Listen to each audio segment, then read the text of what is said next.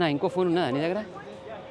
నా ఐఫోన్ బ్యాగ్లో అయితే ఉండదు, క్యాబ్లోనే ఉండాలి. ఫ్రెండ్స్, ఇక్కడ నేను బుర్జ్ ఖలీఫా దగ్గరికి అయితే వచ్చినా కానీ నా మొబైల్ పోగొట్టుకున్న ఐఫోన్. సో మరి కాల్ చేస్తుంటే లిఫ్ట్ చేయట్లేదు. మళ్ళీ ఇంకొక 2 సార్లు కాల్ చేసి ట్రై చేసి చూస్తా. ఫ్రెండ్స్, ఇందాక మొబైల్ పోగొట్టుకున్నా అని చెప్పాను కదా.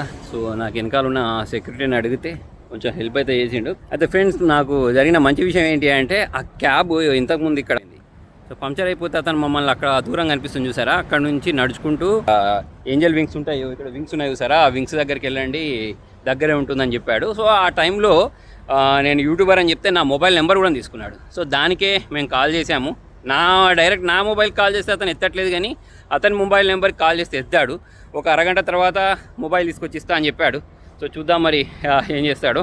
జనరల్గా అయితే నేను వింటూ ఉంటాను, దుబాయ్లో ఏదైనా ఒక వస్తువు పోతే మళ్ళీ తిరిగి ఇచ్చేస్తారని చెప్పేసి.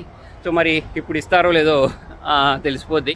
ఫ్రెండ్స్, అదృష్టం ఏంటంటే తన దగ్గర నుంచి మొబైల్ నెంబర్ తీసుకోవడం. ఈ ప్లేస్లోనే అతడు మమ్మల్ని వదిలేసిపోయాడు. మరి ఇక్కడికే వచ్చి తిరిగి ఇస్తా అన్నాడు. మరి ఇస్తే మంచిదే. క్యాబ్ డ్రైవర్ అయితే వచ్చిండు, ఫోన్ తీసుకొని వచ్చిండు, అతని చేతులు ఉంది.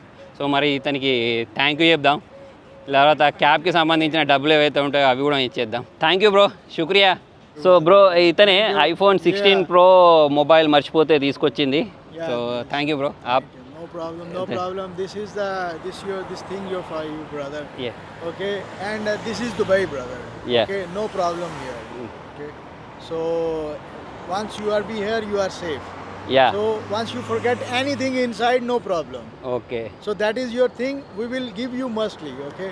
Okay. Thank you. Once again, thank you. Thank you so much. Thank you.